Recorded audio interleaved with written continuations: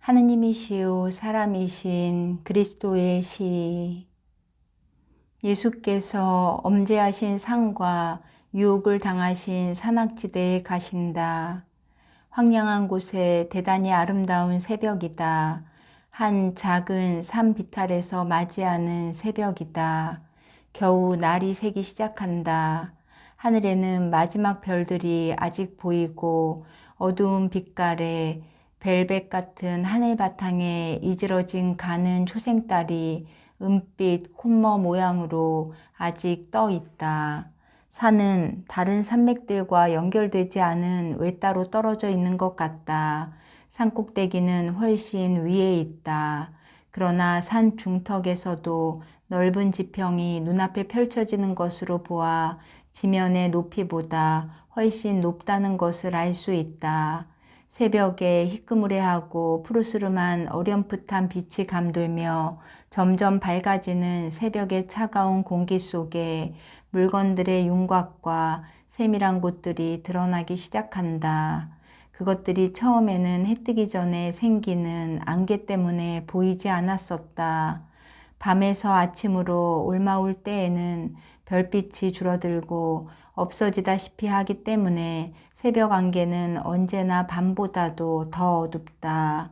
이렇게 해서 나는 동물과 짐승들의 소굴과 산에서 몸을 피할 못을 만들어주는 굴곡이 심한 바위산이라는 것을 알게 되었다.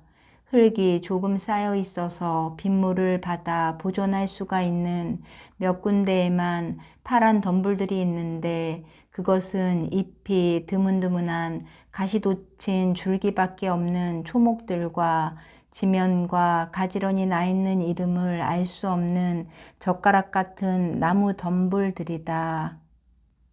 그 밑에는 펑퍼짐하고 돌이 많은 한층 더 메마른 공간이 있는데 어두운 곳으로 가까이 갈수록 점점 더 메말라지고 너비보다는 길이가 더 길어서 길이가 적어도 너비의 5배는 된다.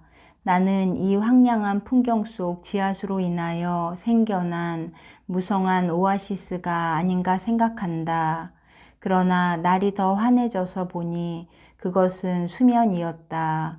괴어있고 우중충하고 움직이지 않는 물이었다.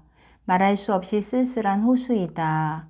아직 어렴풋한 빛 속에서 그것을 보니 움직이지 않는 세상에 대한 환상이 기억에 떠오른다.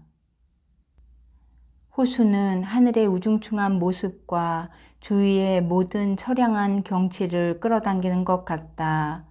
호수는 그 움직이지 않는 물에 가시돋친 초목들과 뻣뻣한 풀들을 반사하는 것 같다.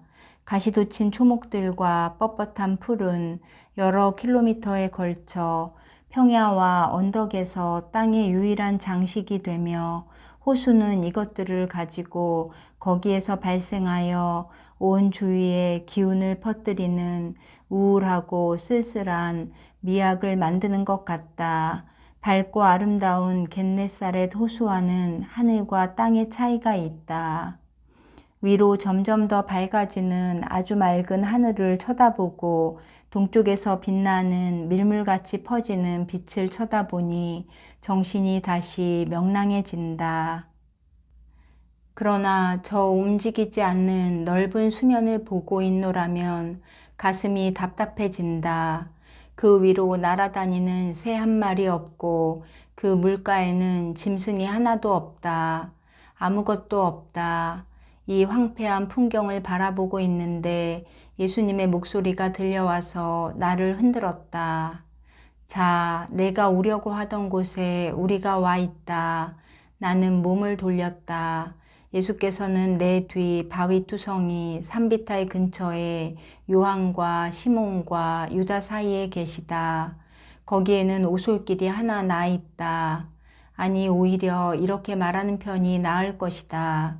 거기에는 오랜 세월을 두고 장마철에 물이 석회암을 침식하여 산꼭대기에서 내려오는 물이 흘러가는 데 쓰이는 겨우 흔적만이 있는 수도를 만들어 놓았는데 그것이 지금은 사람들보다는 오히려 사냥들이 다니는 길이 되었다고. 예수께서는 주위를 빙 둘러보시며 되풀이하신다. 그렇다. 내가 너희들을 데려오려고 한 곳이 여기다. 여기서 그리스도가 그의 사명을 준비하였다. 그렇지만 여기는 아무것도 없는데요. 내 말대로 아무것도 없다. 누구와 같이 계셨습니까? 내 영과 아버지와 같이 있었다. 아, 몇 시간 동안 쉬신 거로군요. 아니다, 유다야. 몇 시간이 아니라 여러 날이었다. 그렇지만 누가 선생님 시중을 들었습니까?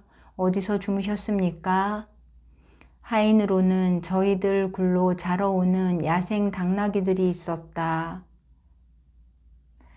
바로 내가 몸을 의지했던 이 굴이다. 수리들도 내 시중을 들었다. 그놈들은 사냥하러 나갈 때 그 거칠은 울음소리로 날이 밝았습니다 하고 말해주곤 하였다. 벗으로는 말하자면 내 발 앞에까지 풀을 뜯어먹으러 오는 작은 산토끼들이 있었고, 내 음식은 야생 꽃들이 먹고 마시는 것, 즉 밤이슬과 햇빛이었다. 그 외에는 아무것도 없었다. 그렇지만 왜 그렇게 하셨습니까? 내가 말하는 것과 같이 내 사명을 잘 준비하기 위해서였다. 잘 준비한 일이 성공한다. 너도 그렇게 말했지? 내 할 일은 주의 종인 나를 사람들 앞에 드러내는 작고 무익한 일이 아니라 사람들에게 주님이 어떤 분이시라는 것을 이해시키고, 그렇게 이해하는 것을 통하여 진실한 정신으로 그분을 사랑하는 것이었다. 하느님의 승리를 생각하지 않고 자기의 승리를 생각하는 주의 종은 정말 불쌍하다. 그 승리에서 이득을 얻어내려고 애쓰는 주의 종. 하느님의 이해관계로 만들어졌으면서도 천상의 이해관계인 그 하느님의 이해관계를 땅에 질질 끌리도록 타락한 이해관계로 만들어진 옥좌에 오를 생각을 하는 주의 종은 정말 불쌍하다는 말이다. 그 사람이 겉보기는 주의 종으로 보인다 해도 실제로는 이제 종이 아니다. 그는 자기 자신을 속이고 사람들을 속이며 하느님도 속이기를 원하는 장사꾼이요, 부정상이요, 속이는 사람이며 자기를 왕자로 생각하고 있지만 실제로는 노예인 불쌍한 사람이다. 그의 왕이요, 거짓말의 선생인 마귀의 노예인 것이다. 여기 이 굴 속에서 그리스도는 매우 많은 시일을 극기와 기도로 생활하면서 그의 사명을 준비하였다. 그런데 유다야, 내가 준비를 하기 위하여 어디로 갔어야 했다는 거냐? 유다는 난처한 입장에 빠져 어쩔 줄을 모른다. 그러다가 마침내 이렇게 대답한다. 그건 모르겠습니다. 저는 어떤 선생에게 에세네타 사람들에게 가셔야 되지 않았나 생각했습니다만 저는 모르겠습니다. 그러면 하느님의 능력과 지혜가 내게 말해주시는 것보다 더 많은 것을 말해줄 선생을 내가 찾아낼 수 있었다는 말이냐? 그리고 내가 아버지께서 사람을 창조하실 때 있었고, 그래서 사람이 어떤 불멸의 영으로 생명을 얻게 되었고, 창조주께서 사람에게 어떠한 자유로운 판단 능력을 주셨는지 알고 있는 아버지의 영원한 말씀인 내가 말이다. 최후의 부활을 부인함으로써 영혼의 불멸을 부인하는 사람들, 덕행과 악습, 거룩한 행동과 나쁜 행동이 숙명적이고 어찌할 수 없는 운명으로 결정지어진다고 말하면서 한쪽도 지지하지 않음으로써 사람의 자유를 부인하는 사람들에게 지식과 이해를 찾으러 갈 수 있었겠느냐? 아, 그럴 수는 없었다. 너희들이 운명은 가지고 있다. 그것은 맞는 말이다. 너희들이 운명은 가지고 있어. 아버지께서 너희들에게 그 운명을 원하시는데 그것은 사랑과 평화와 영광의 운명이며 그것은 너희들 아버지의 자녀들을 만드는 거룩함이다. 진흙으로 아담이 만들어졌을 때에 하느님의 생각에 있었던 운명, 마지막 사람의 영혼이 창조될 때까지 하느님의 생각에 들어있을 운명은 이런 것이다. 그러나 아버지께서는 왕으로서의 너희들의 신분에 대하여 폭력을 쓰지 않으신다. 왕이 만일 포로가 되면 이미 왕이 아니다. 왕의 지위를 잃은 것이다. 너희들은 너희들의 개인적인 작은 왕국, 즉 너희들의 나 안에서 자유를 누리기 때문에 왕이다. 너희들의 왕국에서는 너희들이 하고 싶은 것을 하고 싶은 대로 마음대로 할 수 있다. 그런데 너희들 앞에 너희들의 작은 왕국의 국경에는 너와 친한 왕과 저기를 가지고 있는 권력 둘이 있다. 너희와 친한 왕은 그에게 딸린 사람들을 행복하게 만들기 위하여 마련한 규칙들을 너희에게 보여준다. 그가 그 규칙을 너희에게 보여주면서 말한다. 내 규칙들을 보아라. 그것을 지키면 영원한 승리를 확실히 얻게 된다고 너희들이 원하기만 하면 그것을 실천에 옮겨서 거기에서 영원한 영광을 얻어낼 수 있도록 그분이 지혜로우신 분, 거룩하신 분이 그 규칙들을 너희들에게 보여주신다. 저기를 가지고 있는 두 권력은 사탄과 육체이다. 육체라는 이름에는 너희들의 육체와 세상의 육체, 즉 세상의 화려함과 유혹을 포함시킨다.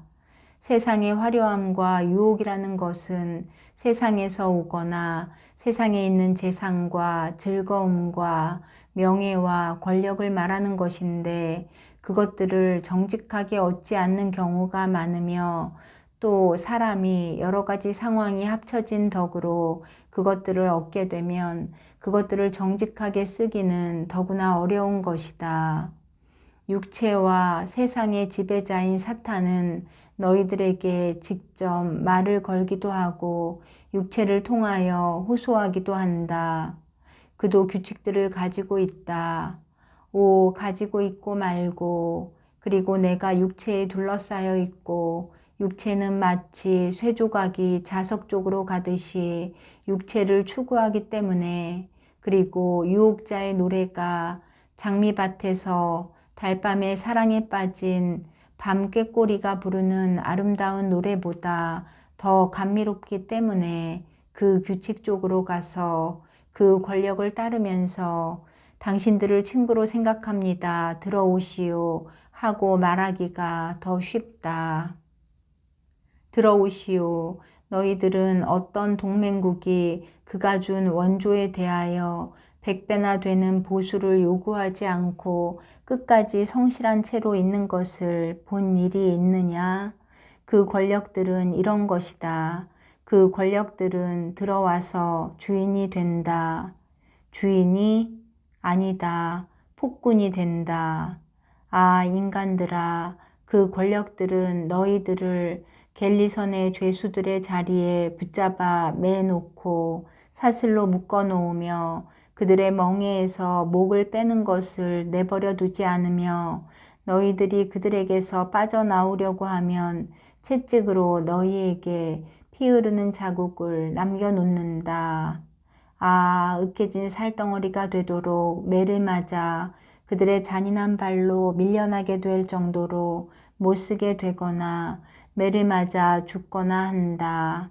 만일 너희들이 이런 고통을 스스로 당할 줄을 알면 이런 고통을 스스로 당할 줄 알면 말이다. 그때에는 자비의 하느님, 그 혐오감을 일으키게 하는 비참한 인간들을 그래도 아직 불쌍히 여길 수 있는 유일한 자비의 하느님께서 지나가신다. 두 지배자 중에 하나인 세상이 혐오감을 느끼고 또 한 지배자인 사탄이 복수의 화살을 쏘아대는 그 혐오감을 주는 불쌍한 인간의 위로 말이다.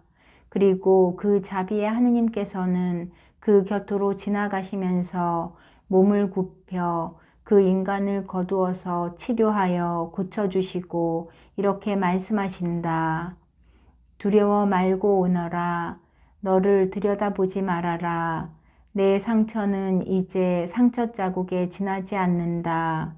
그렇기는 하지만 하도 많아서 소름이 끼칠 것이다. 그만큼 그 상처들로 인하여 내가 보기 흉하게 되었다. 그러나 나는 그 상처 자국을 내려다보지 않고 내 뜻을 내려다본다. 그 착한 뜻 때문에 내게는 표가 하나 새겨졌다. 그리고 그 표 때문에 나는 너를 사랑한다. 나하고 같이 가자고 내게 말하겠다. 그러시면서 그 사람을 당신 나라로 데려가신다.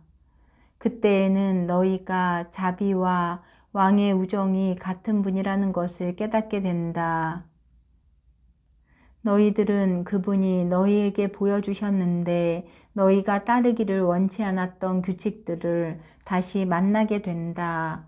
그리고 이제는 너희들이 그것들을 지킬 뜻을 가졌고, 그래서 우선 양심의 평화, 그 다음에는 하느님의 평화에 이르게 되는 것이다.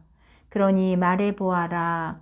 그 운명을 유일한 분이 모든 사람에게 강요하신 것이냐? 아니면 작가가 개인적으로 자기 자신의 운명을 스스로 취한 것이냐? 각자가 제 운명을 스스로 취한 것입니다. 시몬아, 잘 판단하였다. 복된 부활과 하느님의 선물을 부인하는 사람을 내가 찾아가서 나를 가르쳐 달라고 할 수가 있었겠느냐? 그래서 내가 온 것은 이곳이었다. 나는 사람의 아들의 마음을 들어 마지막 가공의 손질을 하여 내 임무를 완전하게 시작하기 위한 30년간 기진맥진하며 준비한 일을 마무리 지었다. 이제는 너희들에게 며칠 동안 나와 같이 이 굴 속에 있기를 부탁한다. 우리는 친한 사람 넷이니 우울과 무서움과 유혹과 육체의 욕구에 대하여 우리를 지킬 수 있을 터이니까 기다림이 항상 덜 쓸쓸할 것이다. 나는 혼자였었다. 또 지금은 여름이고 이렇게 높은 곳에는 꼭대기에서 바람이 불어 내려와 더위를 완화해 주기 때문에 덜 고생스러울 것이다. 나는 대뱃달에 왔었는데 산꼭대기에 있는 눈에서 불어내려오는 바람이 몹시 찼었다. 이번에는 기다리는 기간이 더 짧을 것이고 또 우리의 시장길을 달랠 수 있을 최소한의 양식을 여기 가지고 있고 목자들에게서 받아오게 한 수통에는 이 짧은 체류에 쓸만한 물이 넉넉히 있으니까 기다림이 덜 괴로울 것이다. 나는 사탄에게서 두 영혼을 빼앗을 필요가 있다. 이 일을 끝까지 해치울 수 있는 것은 고행밖에 없다. 나는 너희들에게 도움을 부탁한다.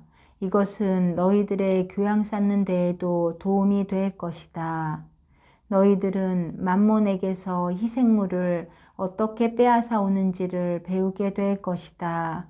말보다는 오히려 희생으로 빼앗아 오게 된다. 사탄이 소란을 피워서 말을 듣지 못하게 한다. 원수의 희생물이 되어 있는 영혼들은 요란스러운 목소리에 회오리 바람에 휩쓸려 간다. 나와 같이 있겠느냐? 그러나 같이 있고 싶지 않으면 너희들은 가거라.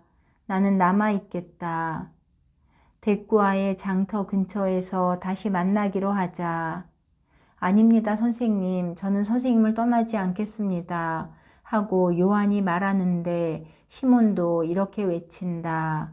선생님은 저희들을 높이시기 위해서 이 구속의 일에 선생님과 같이 있으라고 하시는 겁니다. 유다는 마음이 썩 내키지 않는 것 같이 보인다. 그러나 운명에 대하여 만족스러운 표정을 하고 말한다. 저도 있겠습니다. 그러면 수통과 배낭들을 굴 속에 갖다 두어라. 그리고 해가 몹시 뜨거워지기 전에 나뭇가지들을 꺾어다 입구 근처에 쌓아 두어라. 여기서는 여름에도 밤에도 춥고 또 짐승들이 모두 순하지는 않다. 저기 저 고무 성질이 있는 아카시아 작은 나무에 불을 즉시 붙여라. 저 나무는 잘 탄다. 그 나뭇가지를 여기저기 틈이 있는 곳으로 가지고 다니면서 불로 독사나 정갈들을 쫓아내자. 자, 시작해라. 산에 똑같은 지점이다. 다만 지금은 밤이다. 벌써 열대지방에 가까운 이 지방에서 즐길 수 있는 것으로 생각되는 아름다운 밤하늘이다. 별들이 기막히게 크고 빛난다. 큰 별자리들은 보석 송이 같다. 엷은 황옥, 연한 사파이어, 부드러운 오팔, 연한 루비가 뭉친 송이 같다. 그 별들은 환해졌다가 마치 눈꺼풀이 잠깐 가릴 때 보이지 않는 눈과 같이 꺼졌다가 더 굉장한 빛을 다시 내곤 한다. 가끔 별똥별이 하늘에 불빛 나는 줄을 긋고는 어느 지평선으론지 사라진다. 그것은 이 끝없는 목장 위를 그렇게 날아가는 것이 즐거워서 기쁨의 함성을 올리는 빛나는 화살과도 같다. 예수께서는 동굴 입구에 앉으셔서 당신을 포함하여 원형을 이루고 앉아있는 세 사람에게 말씀하신다. 네 사람이 둘러앉은 가운데에 깐부기불 한 무더기가 아직 뜬 수처럼 빛을 내고 있어 그 반사광으로 네 사람의 얼굴을 벌겋게 물들이는 것을 보면 불을 피웠던 것이 틀림없다. 그렇다. 머무르는 일이 이제 끝났다. 이번에 머무르는 일이 끝났단 말이다. 지난번에는 40일 동안이 걸렸다. 그리고 다시 한번 말하지만 그때는 이 비탈에는 아직 겨울이었고 나는 음식이 없었다. 이번보다 좀 더 어려웠겠지? 이번에도 너희들이 고통을 당했다는 것을 나는 안다. 우리가 가지고 있는 것이 얼마 안 되어서 내가 너희에게 주는 것이 특히 젊은이들의 시장기에는 아무것도 아니었다. 그것은 너희들이 쇠약해져서 쓰러지는 것이나 겨우 막을 정도였다. 물은 낮에 찌는 듯한 더위 때문에 한층 더 부족하였다. 그러니까 너희들이 겨울에는 그런 것이 없었다고 말할지도 모르겠다.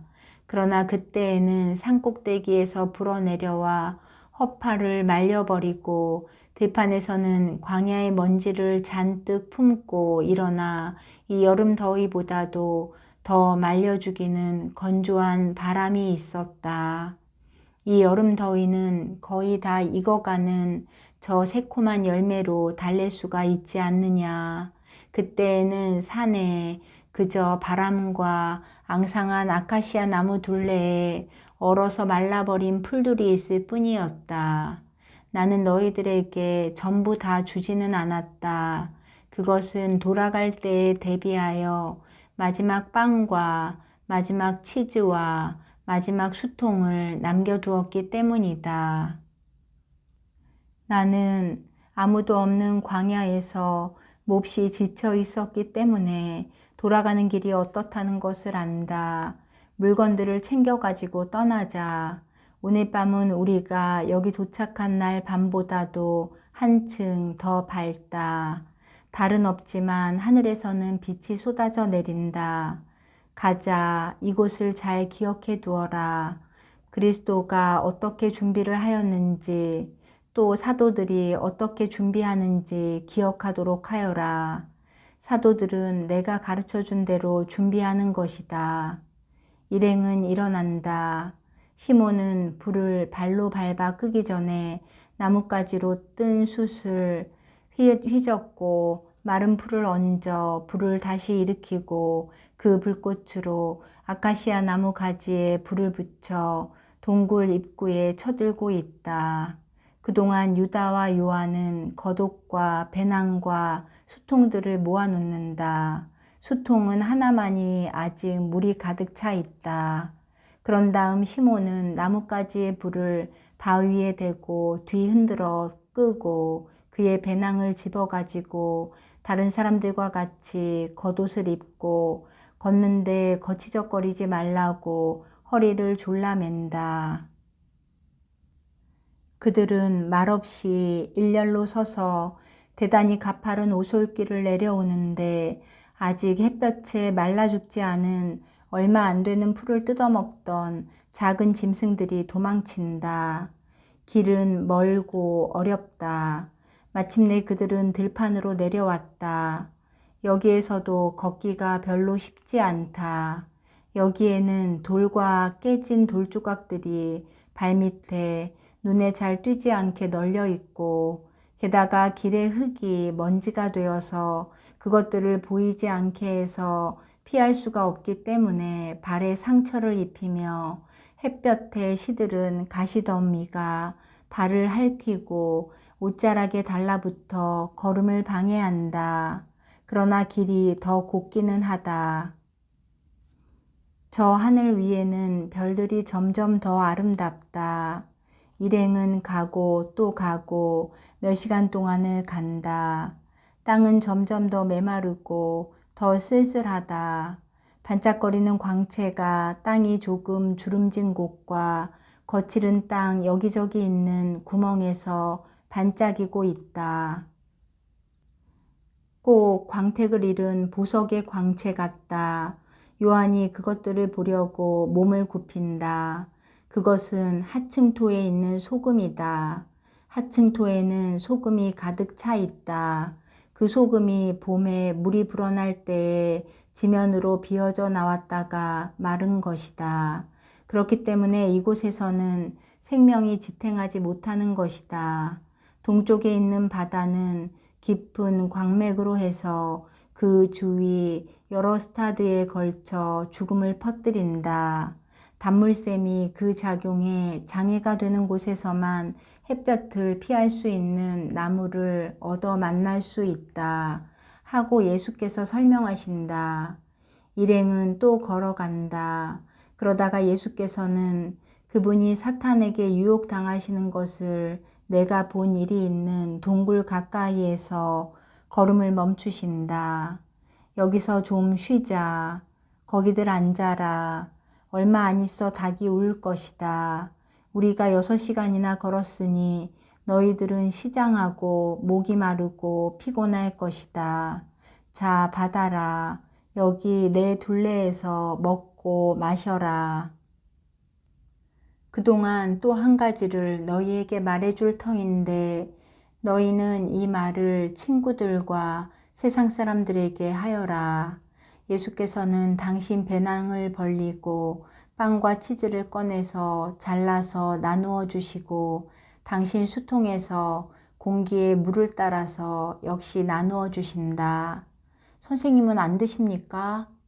안 되겠다. 나는 말을 할 터이니 잘 들어라.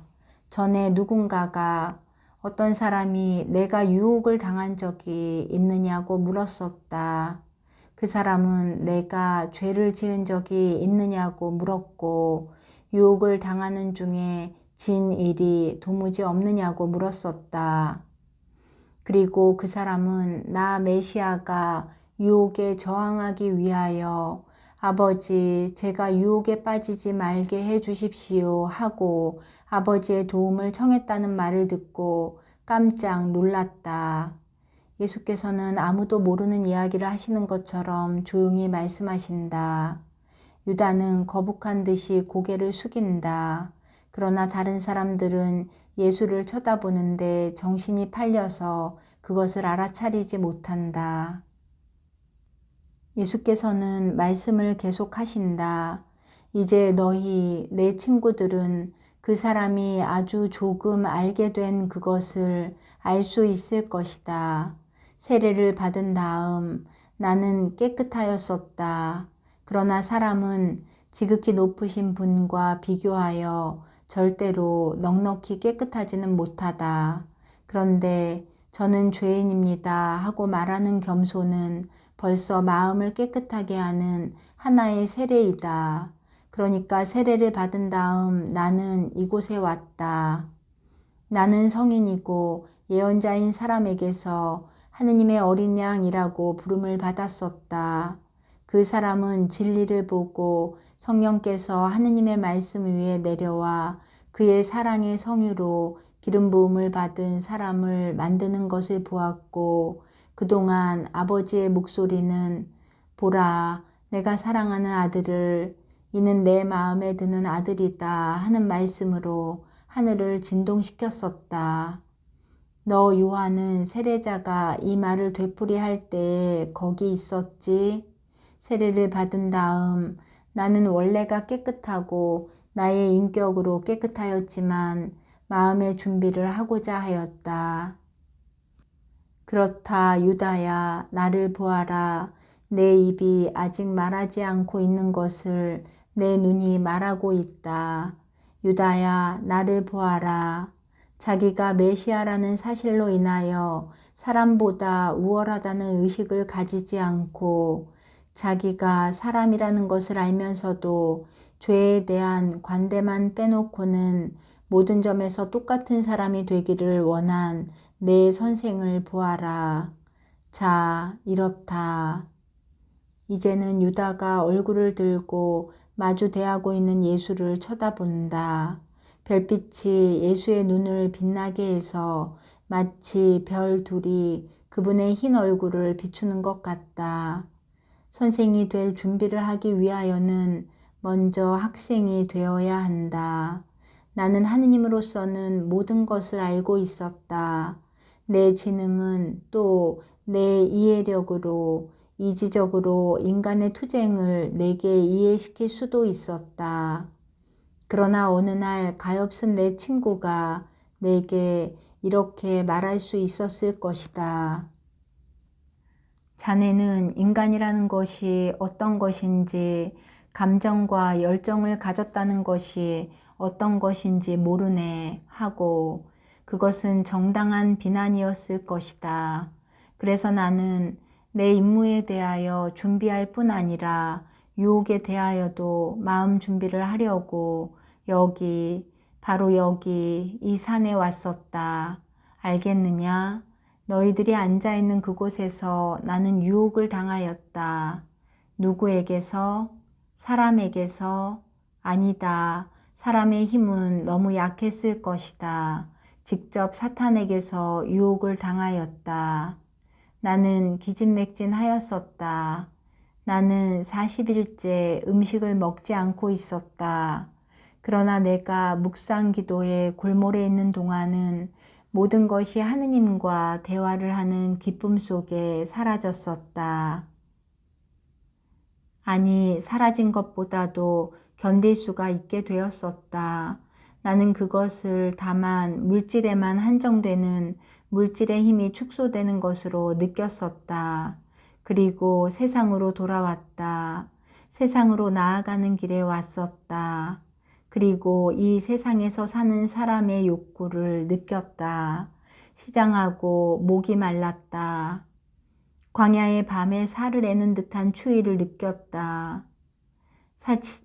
음식이 없고 잠자리가 없음으로 인하여 또 더 이상 갈 수가 없을 정도로 그렇게 기진맥진한 상황에서 먼 길을 걸어온 것으로 인하여 내 육체가 몹시 쇠약해진 것을 느꼈다. 그것은 나도 육체가 있기 때문이었다. 진짜 육체를 말이다. 그래서 내 육체도 다른 모든 육체가 가진 것과 같은 약함을 면하지 못한다. 그리고 육체와 더불어 마음도 가지고 있다. 그렇다. 나는 사람에게서 인간을 구성하는 세 부분 중에서 첫째와 둘째 부분을 취하였다. 나는 물질로서의 육체와 그 욕구를 가졌고 감수성과 열정들을 취하였다.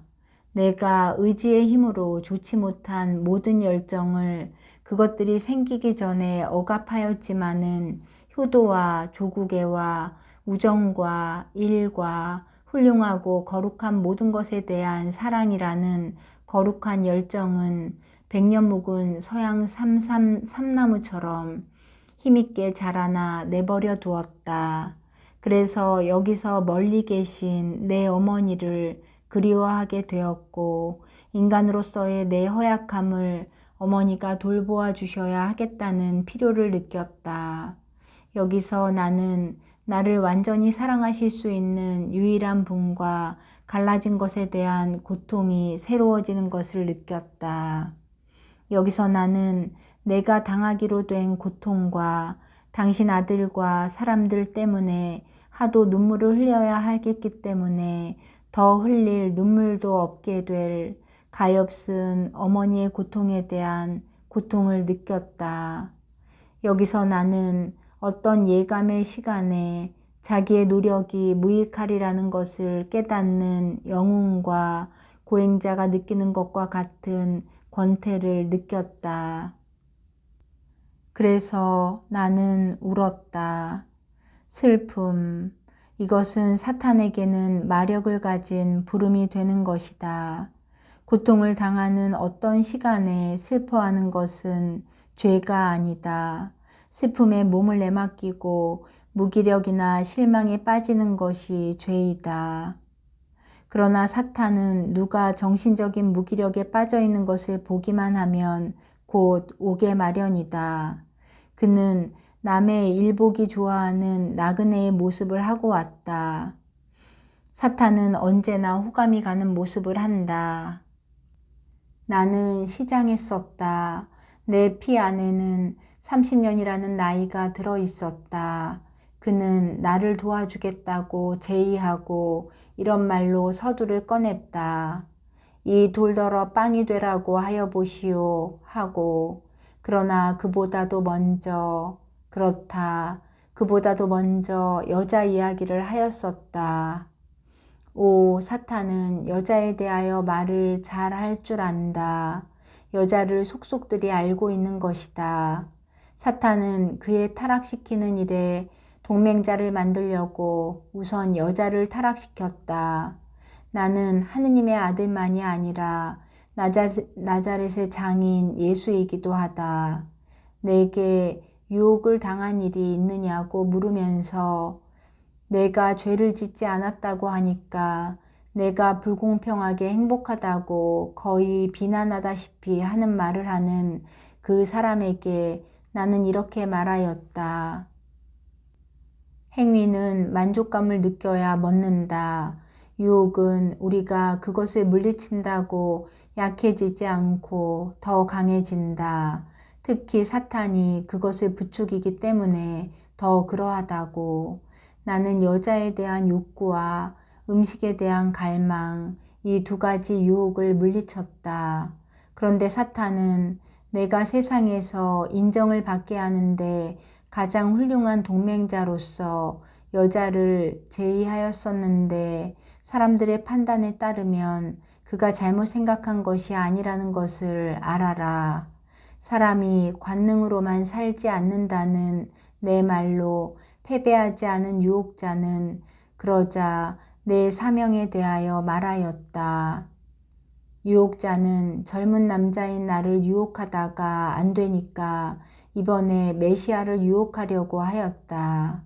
그는 성전의 자격 없는 사제들을 기적으로 없애버리라고 나를 부추겼다. 하늘에 불꽃인 기적은 그것을 가지고 관을 만들어 쓰라고 둥근 버들가지가 되기에는 적합하지 않다. 그리고 인간적인 목적으로 하느님께 기적을 청함으로 그분을 시험해서는 안 되는 것이다. 그런데 사탄은 그렇게 하라는 것이었다. 그가 내놓는 동기는 핑계였고 사실은 이러하였다. 즉 나를 교만이라는 다른 욕망으로 이끌어가기 위하여 당신이 메시아라는 것을 뽐내시오 하는 것이었다. 주님이신 너희 하느님을 떠보지 말라고 하였다는 내 말에도 지지 않고 사탄은 그의 본질의 셋째 힘인 황금으로 나를 꿰려고 하였다. 아, 황금. 음식이나 쾌락에 굶주린 사람에게는 빵이 중요한 것이고 여자는 더 중요한 것이다. 사람에게 있어서 군중들의 환호는 대단히 중요한 것이다. 이 세 가지 때문에 얼마나 많은 잘못이 저질러지는지 모른다. 그러나 황금은 타락시키는 길을 뚫어주는 관건이고 사람들의 행동 100분의 99의 처음과 끝이다. 빵과 여자 때문에 사람은 도둑이 된다. 권력을 위하여는 살인까지 한다.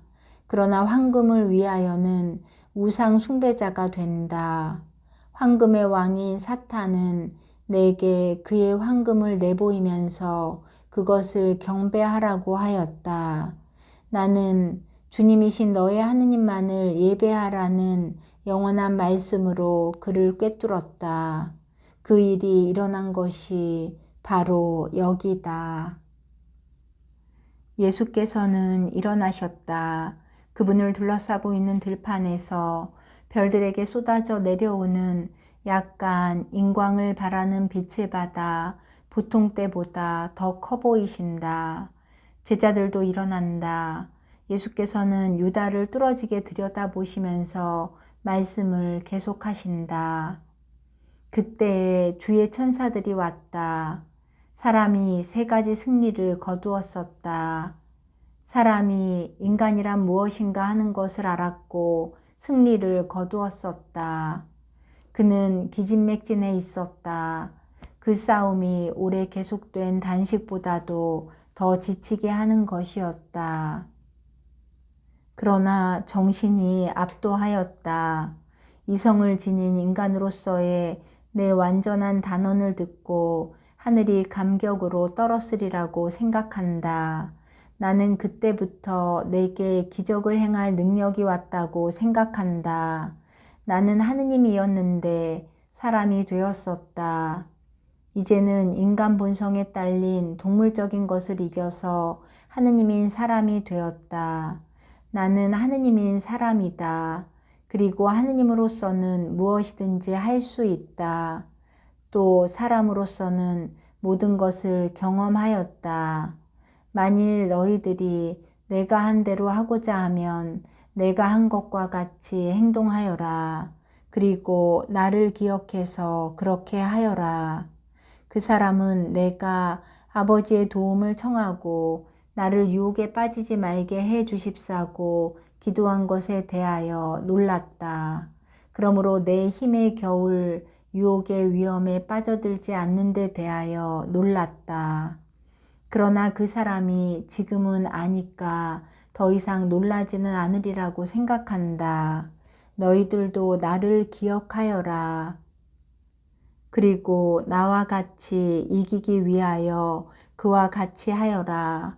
그리고 내가 인생의 모든 시련에 있어서 강하고 오감과 감성과 감정과의 싸움에서 승리하는 것을 보고 내가 하느님으로서의 존재 외에 참다운 인간성도 가지고 있다는 것을 절대로 의심하지 말아라. 이 모든 것을 기억하여라. 나는 너희들에게 너희 선생을 알 수 있을 곳으로 데려가겠다고 약속하였었다. 이제 막 밝아오려고 하는 깨끗한 새벽과 같은 그의 인생의 새벽부터 그의 인생의 장년기에 이르기까지, 즉 내 인생의 황혼을 맞이하려고 떠난 그 장년기에 이르기까지 말이다. 나는 너희들 중에 한 사람에게 이렇게 말하였다. 나도 준비를 하였다고. 너희들은 이제 그것이 사실이었다는 것을 알게 되었다. 너희들이 내가 태어난 곳과 고행을 한 곳에 이렇게 돌아오는데 같이 와주어서 고맙다. 세상과의 첫 번째 접촉에서 나는 벌써 구역질과 낭망을 느꼈었다. 세상은 너무나 추했었다. 그러나 지금은 내 마음이 사자와 같은 힘으로 강화되었다. 묵상 기도와 은거로 아버지와 하나가 됨으로 강화된 것이다. 이제 나는 내 십자가를, 내 구속 사업의 첫 번째 십자가를 다시 지러 세상으로 돌아갈 수가 있다. 마리아라는 사람, 요한이라는 사람이 너무도 적은 그 세상과의 접촉이라는 첫 번째 십자가를 다시 지러 간다는 말이다. 이제는 내 말을 잘 들어라. 특히 요한, 너 잘 들어라. 우리는 이제 내 어머니와 친구들에게로 돌아간다. 제발 부탁이니 당신 아들의 사랑에 대항한 사람들의 냉혹에 대하여 어머니에게 말하지 말아라. 사람들의 이 비정 때문에 어머니는 너무나 정말 너무나 고통을 당하실 것이다. 그러나 고난에 쓴 잔을 지금부터 어머니께 드리지 말아라. 어머니께서 그 고난의 잔을 받으실 때 몹시 쓸 것이다. 독약과도 같이 몹시 쓰고 뱀처럼 그분의 거룩한 내장과 혈관으로 스며들어가 그것을 물고 심장을 얼게 할 것이다. 오 베들레헴과 헤브론 사람들이 나를 개처럼 쫓아냈다는 말을 내 어머니께 하지 말아라. 내 어머니를 동정해다오. 시몬, 너는 나이 들고 착하고 생각이 깊으니까 말을 하지 않으리라는 것을 안다. 그리고 유다, 너는 유다인이니 고향을 사랑하는 자존심으로 말을 안 할 것이다. 그러나 젊은 갈릴레아 사람인 너 요한은 교만과 비난과 잔인의 죄에 떨어지지 말아라. 입을 다물어라. 이 다음에 나중에는 내가 지금 말하지 말라고 부탁하는 것을 다른 사람들에게 말하여라. 다른 사람들에게도 그리스도에 대하여 말할 것이 벌써 이렇게 많은데 뭐 때문에 사탄에게서 그리스도에 반대하여 오는 것을 거기에 섞겠느냐? 너희들은 이 모든 것을 내게 약속하겠느냐? 아이고 선생님 약속하고 말고요. 걱정 마세요. 고맙다. 저 작은 오아시스에까지 가자. 거기에는 샘이 있고 시원한 물이 가득 찬 빗물바지 웅덩이가 있고 그늘과 푸른 초목이 있다. 강으로 가는 길은 숲을 끼고 나 있다. 우리는 거기서 저녁 때까지 먹을 것과 쉴 곳을 얻을 수 있을 것이다. 별빛으로 길을 찾아 강에 걸어서 건너는 곳으로 가서 요셉을 기다리기로 하자. 그렇지 않고 요셉이 벌써 돌아와 있으면 그가 있는 곳으로 가서 합류하자. 가자. 그러면서 일행은 길을 떠난다.